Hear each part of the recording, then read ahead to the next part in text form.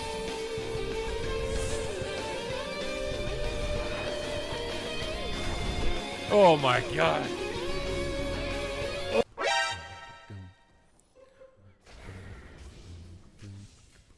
Oh my god, I'm getting attacked. I didn't notice. It's too late now. I'm already dead. How am I gonna beat this guy with AFK? Maybe we test out Death Strike healing right now. Let's see how good the Death Strikes are. I'm pumping, bro. I'm pumping, bro. I'm pumping, bro. Hey, look!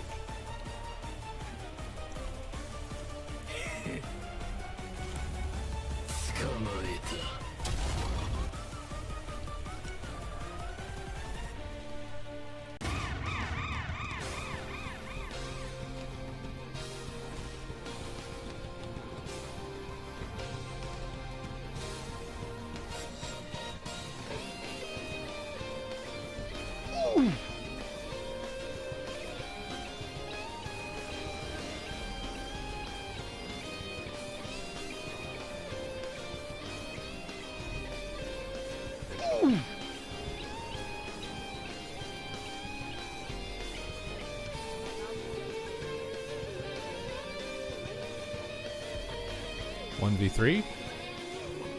Oh, got it. Oh. Hey, buddy. We're about to have a battle. We're having a sky battle today, bucko. Bam. Wait, you think I can? You think I need a weapon to beat you? Is that it? You think I need a weapon, bro?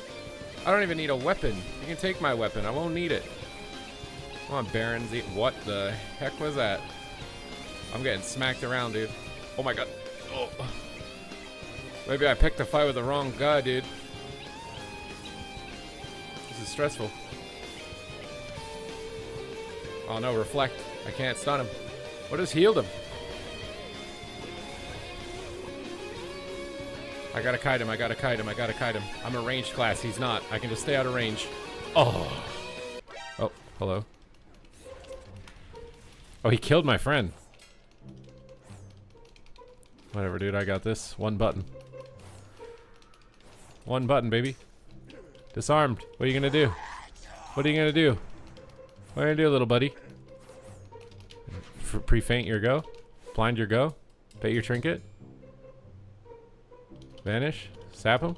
No sap. Oh, sap. Might be able to cap. If I get like 3 saps into a kidney or something. I think I just gotta kill him. Let's just kill him. Oh no, the Warlock Cloak is coil.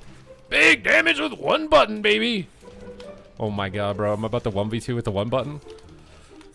Are we about to 1v2? I need to pick up that cooldown reduction. YOLO bomb on the fear so I can cooldown reset my bomb. And then step back and blades on him. Thistle T and dance and go hammies. 1v2? 1v2 with 1 button? 1v2? 1v2? 1v2? 1v2? Oh my god. I think I'm getting it. I think I'm getting it. We got it, dude. This guy wants to duel me. Do you even know what you're challenging me to? You understand the mistake you've made, the error of your ways? Round 1. Fight! Oh, he's a ret paladin. I thought he was a warrior. Whatever, bloodlust. You think I won't cheat? Gul'dan cheats. Big rapid fire, baby. Oh, you're about to get... Hidey he, hidey ho, neighborino. Our Q did not go. Thank God.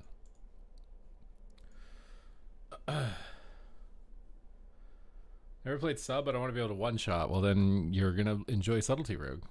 Once you understand it, you will dominate.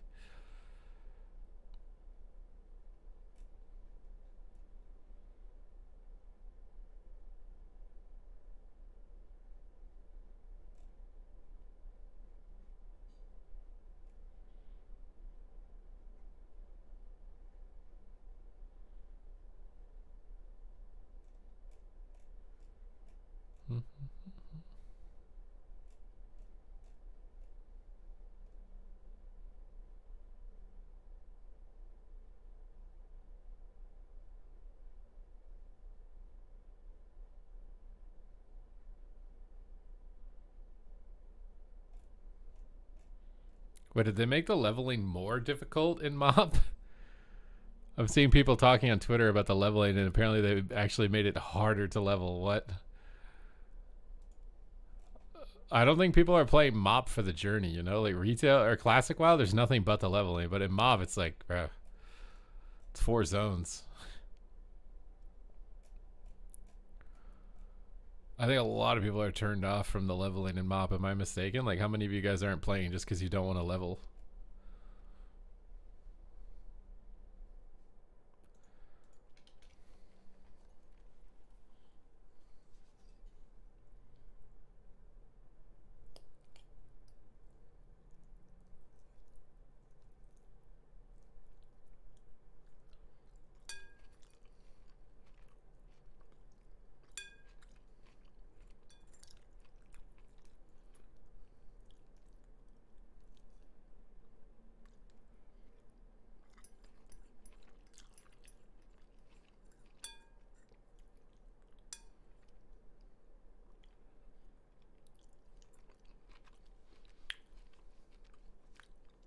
I'm leveling and I hate it. There's no way I'm leveling. I feel like retail WoW, all the time walking, all the remixes, like you can't release an expansion like MOP with slow leveling. People have been conditioned to like fast leveling now.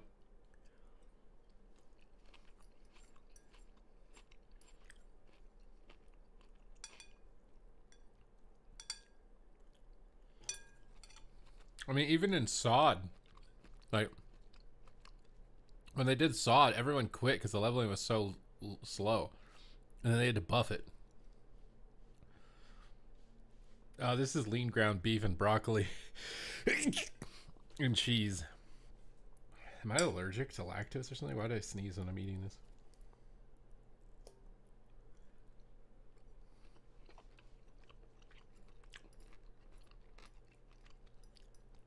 Or even classic players didn't like the slow leveling in SOD. They all quit.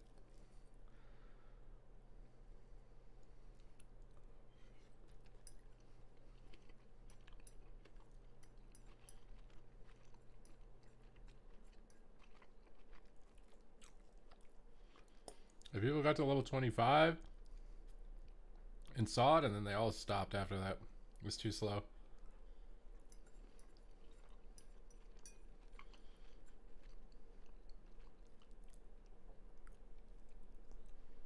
The weak ones that don't even make it to 90. Are you really weak? Or are you just intelligent?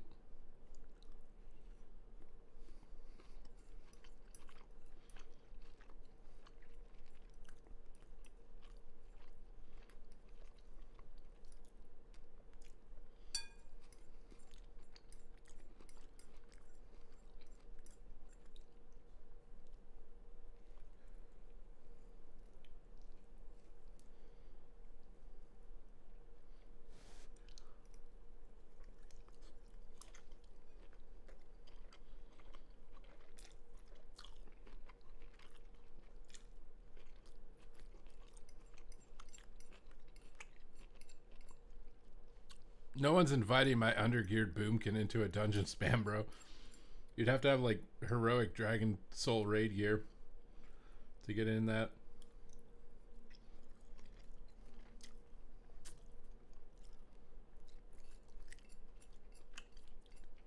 I definitely think 2200 right now is a challenge, but it's also just because it's a volatile rating bracket. It's where you just see the most inconsistency in player skill. So there's more RNG.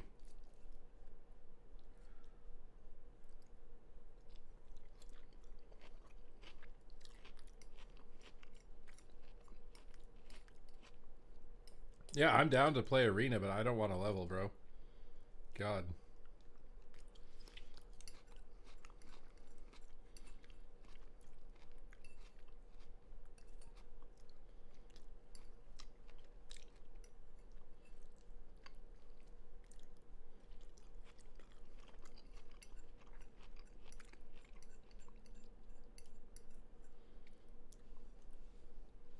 People farm the coat? Yeah, but the coat is optional.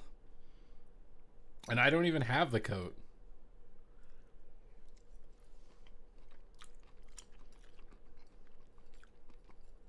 And I could queue solo shuffle and farm the coat at the same time if I wanted to.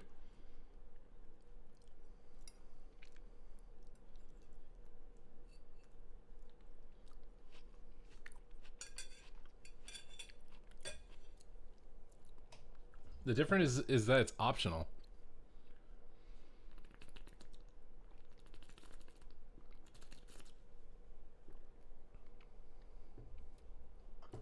I think retail is really good. I think people are like pretty ignorant if they think like retail PvP right now is like the worst it's ever been or something.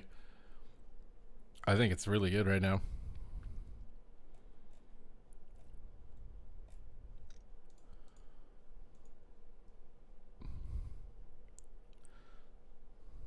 I mean, I just had like 2 instant queues in a row. This queue's only been like 13 minutes, which isn't terribly long.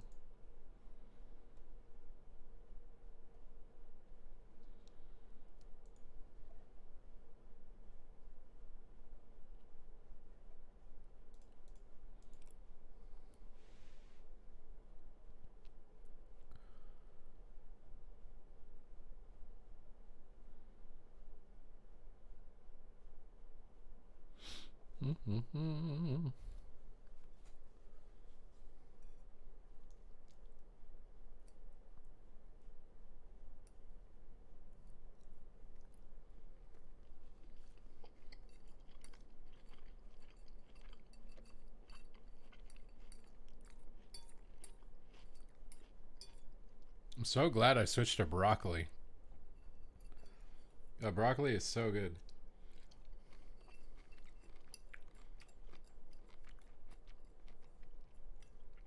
Spider-Man movies as a kid were right, dude.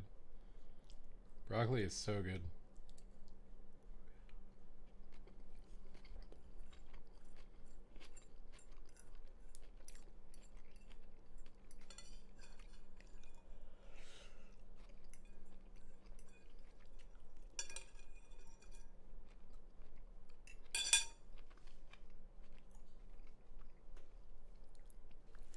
Broccoli, beef, and cheese for some reason together right now is so good.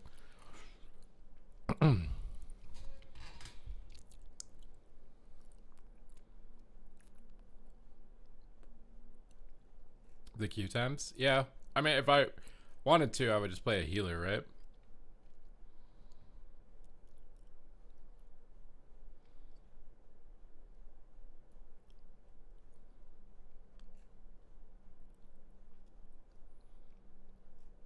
But I think like the queue times would be long even if the game had more people playing because it's a ratio issue, not a player size issue.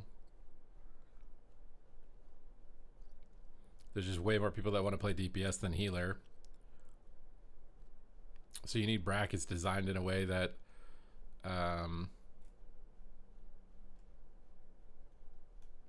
there's like a better ratio. Like Battleground Blitz is a better ratio of DPS to healer. Yeah, a lot of salt. I put some salt on it. Oh my god, I saw Vive is back. I think it's cool that some guys are coming back from like the old days and willing to give it a go. They didn't just like let the modern content creators that are just chasing a quick buck and don't actually care about games anymore. They're not listening to their opinions. They're just playing it and trying it for themselves.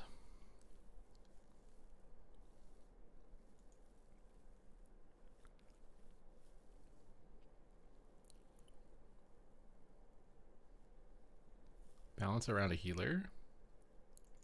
What do you mean? Yeah, I mean double DPS and mop, like double DPS 2s is probably like peak gameplay for 2s. I would agree with that. I think dueling in mop is really fun, although I think dueling in retail is pretty fun too. But dueling in mop was fun. I think double DPS 2s in mop was fun. But I think retail 3v3 is better. It's better than mop 3v3.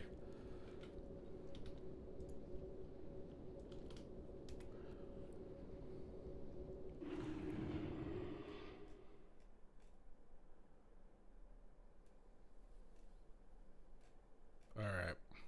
I got my hotel booked finally, bro.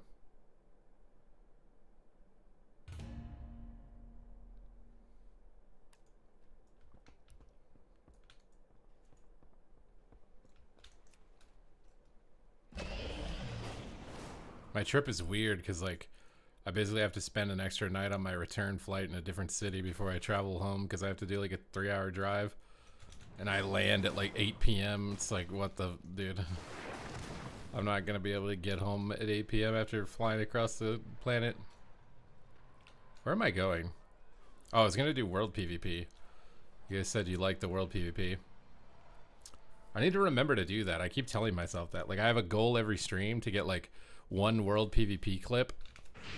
I want to get one transmog oriented clip, but I'm not gonna force it if I can't find a cool transmog to look at.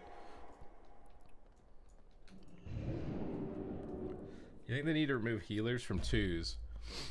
Rated obviously. I mean, there's some people who really like playing healer DPS, and healer DPS can be a good like training ground. I don't know.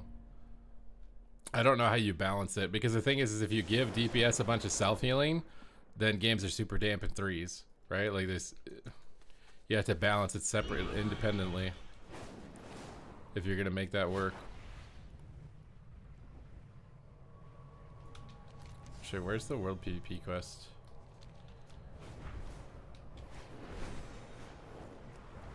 I feel like they could breathe life into the game just by putting like new PvP quests in old zones, like vanilla WoW zones, but they give you current rewards, like bloody tokens and stuff.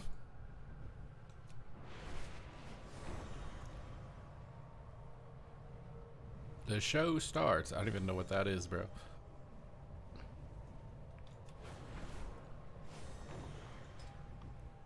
Like, breathe some life into the Barrens, you know? Like, put a PP quest in the Barrens. Everybody goes there to get the... go after the reward. Oh, we got somebody. I see your consecration, curious girl. Immune your Hodge. It's time to go hammies. Boom, shakalaka! From downtown. Lay on hands. Alright. Icebound Fortitude, the stun. Go crazy ham. Oh, a rogue. Alright, one after the other, I see. This is back to back. On the back street, boys, bro. You think that disarm matters to me, bro? You're getting melted. You made a mistake jumping into this engagement, rogue. Oh my god, a warrior. What? Where do you think you're going, rogue boy? Think you can just walk away from your problems? Oh my god, the Ret Paladin rezzed. This is like a 1v2, v2, v1 or something. I don't even know what to describe this as. Wait, blinded the Ret. The Ret was trying to save you, I think, buddy. Oh no, I'm dead. Oh my god, there's a shaman. Are they focusing me? Oh god, 2 casters, dude. Oh man, I have no cooldowns. Like, I think I gotta be tactical here. I gotta bait them into a corner or something. I gotta get out of here, bro. I don't think I can take this head on. As much fun as it would be to take it on head on. I gotta get some distance. Oh, I think we're out of juice. We're out of juice, man. You just flag of ownership me, bro. Hello?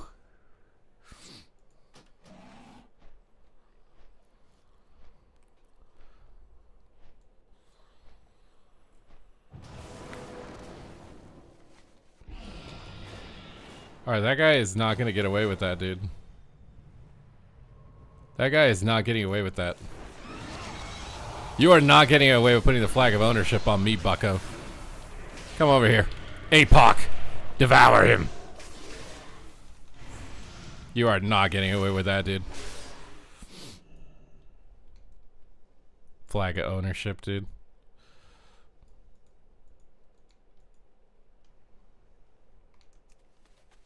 Can you even get the flag of ownership anymore? Is there a way to do that? Wasn't it like a TCG thing or something?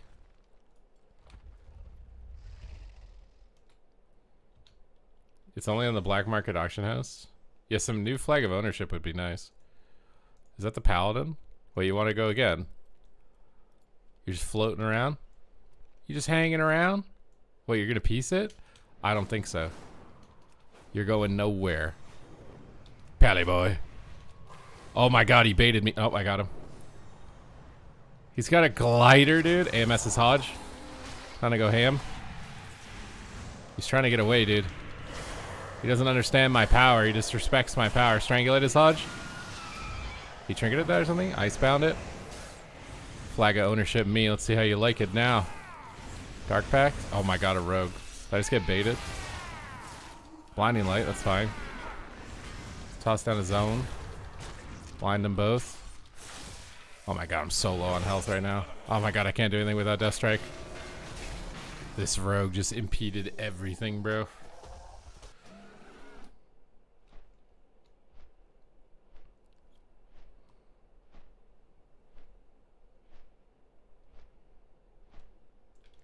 That's the other thing too, is people say world PvP and retail is dead. I'm like, you're wrong. You don't play the game. It's insane to me the opinions people have that haven't touched the game in like how long, you know? Like how long has it been since you touched WoW and you just have all these lingering opinions? Alright, time to get on this hunter, buddy. AMS time. I'm powered up, big juice. Oh, he turtled. Alright, turtle time. We get some wounds up here.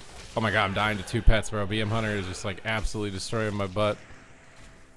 The rogue opened on him, but like if I grip him, the rogue's gonna be on me. Oh my god, why am I in the air? Am I gonna die to fall damage? Oh my god, bro, I'm 1%, please. Death strike. Ooh, come here. Death strike. Oh my god, the pets. Get away, get away, get away. I have bleeds on me. I'm silenced. I'm so scared this guy's gonna. Oh, chains of ice. Oh. Oh. Oh, are you joking right now, dude? You gotta be. Dude.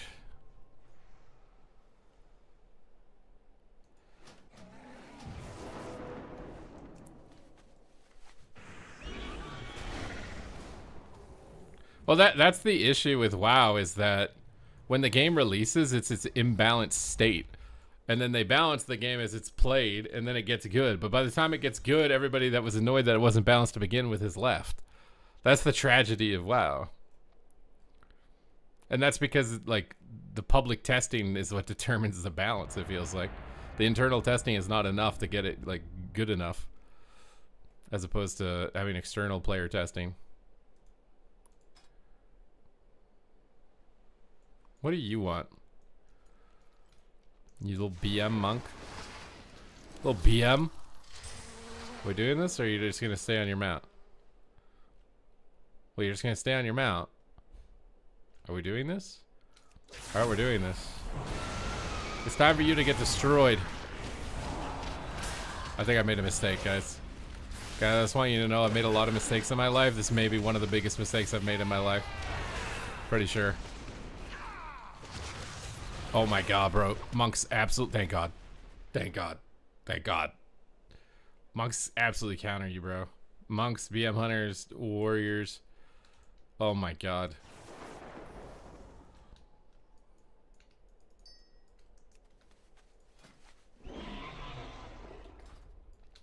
Alright, Strangulate is not as good here just because Prez Evoker's like immune the crap out of silences.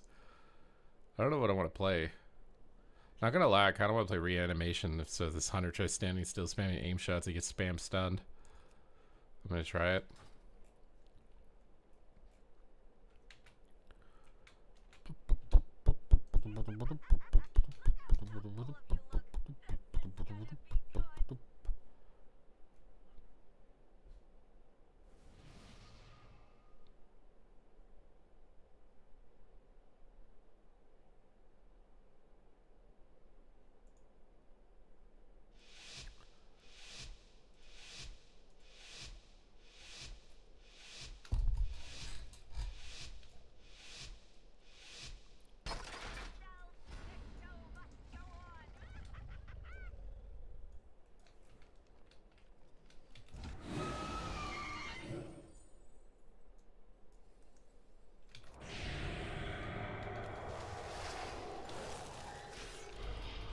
We'll just stun him up and limit his uptime here on him. Alright, we got a major cooldown there. I'm gonna start summoning in the zombies. Oh, this might be a really good zombie map because of the narrowness of this corridor. Stun him with zombies. Big zombie stuns. Got his trinket. I think zombies on this map might be OP, bro. This might be the zombie map. Did we just figure out some new tech? Grip him into the zombie.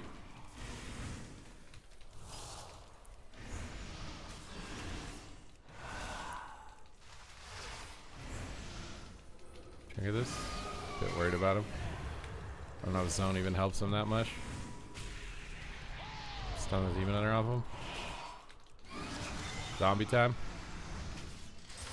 Restun him. MS immune the roots.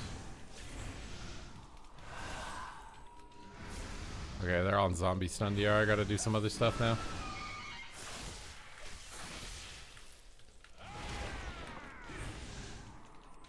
Try and grip his aim shot here. He doesn't like it. He has to move a lot to get out of the zombies. I think we're toast though, but big zombie.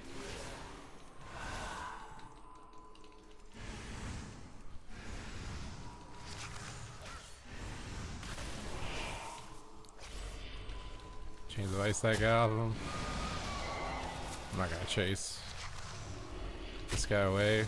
Dark Pact. Maybe swap on the Demon Hunter here.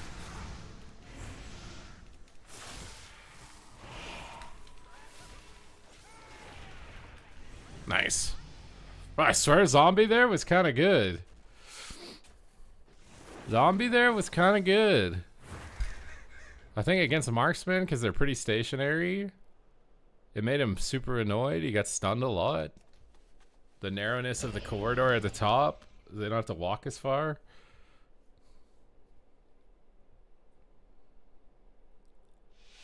We might be playing zombie tech. I need strangulate though. I don't know, zombie tech or strangulate. Oh, I don't really need to do this.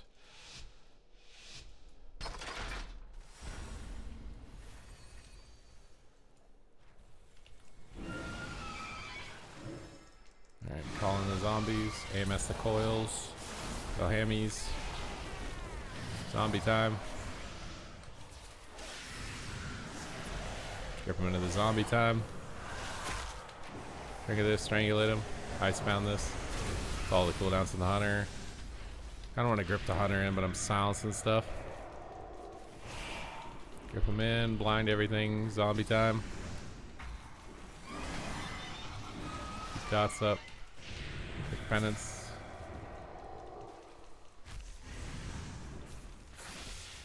Zombie time. Oh no, it spawned on a pet or something. MSCC.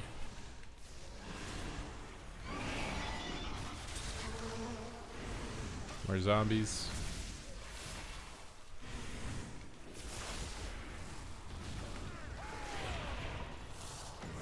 Coil goes sketchy.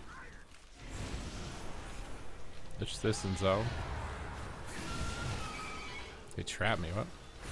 Oh, he's on stun DR. We're not gonna zombie for a bit. Stunned.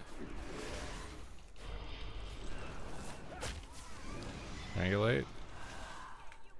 Multiple zombies incoming. Oh, I give him precog on my zombie, dude. Gripping the priest. Blind the priest into zombie stun. A-bomb time. Yerd.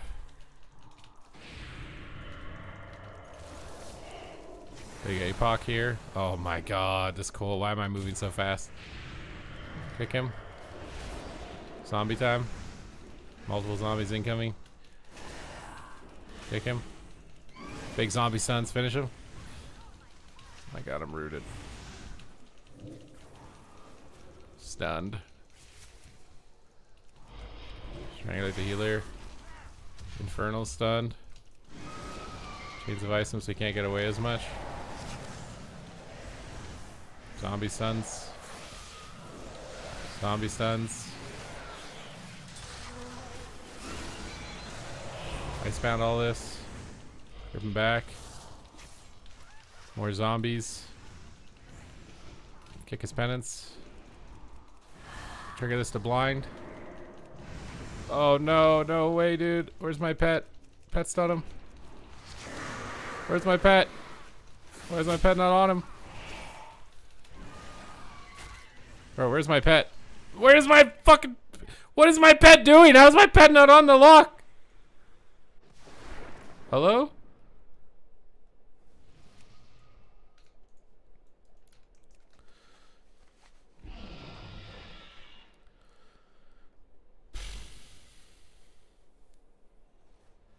I was the pet. You would be the pet, Brinkybus. You would. Yeah, we haven't got like... We got like 2 Twitch Primes today. You guys holding out on me? You guys holding out on the Twitch Prime stash? Do you not enjoy the gameplay? What's going on here? What do I need to do to seduce your Twitch Primes for your pockets? I literally haven't even buttoned up my shirt. You guys, the Twitch Primes aren't coming in? Like, what's going on? What do you mean? AMS all of this. Zombie time. A-bomb time. Strang the healer. Get out of this. It's time for the big go. Zone on him. APOC. Zombies are coming in.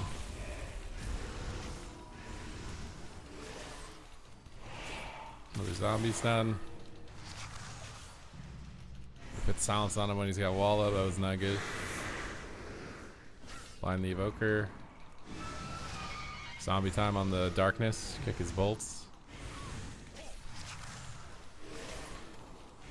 Zombies are here.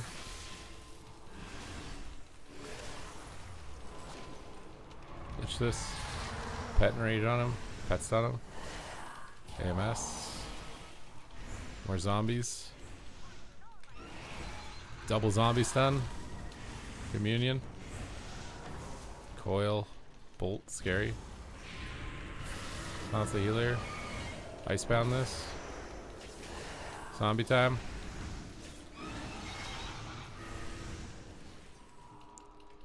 Oh my god, I can't get him back. We just have to chase him down to this side. Zombie time. I got a from downtown zombie right now. Take his bolts. Come back in the zombies. Ports away. A-bomb time. Big APOC. Big diseases. Lich this. Blind everything. Big unholy frenzy. Try to finish.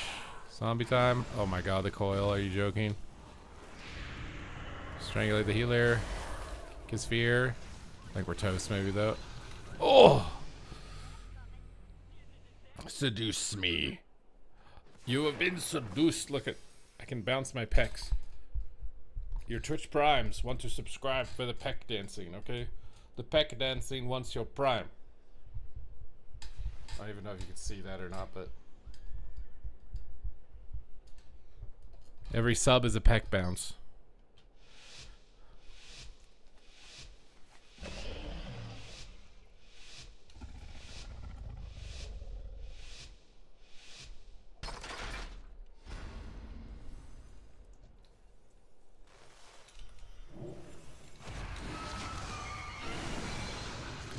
Power. Honestly, sending this on the Demon Hunter is kind of a waste, but we already sent it, so what can you do? Zombie time. Additional zombies required. Trying to get the healer. Have a zone on him. It's not going to really matter, but move him back. Maybe grip him down here. So you can line him better. Look at this. AMS setting roots here. Scatters, dude.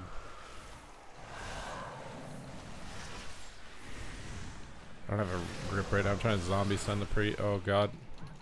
I just missed my blind because I panicked with how low he was. Grip him off. He just jumps right back. We're toast. Oh, like communion, maybe not.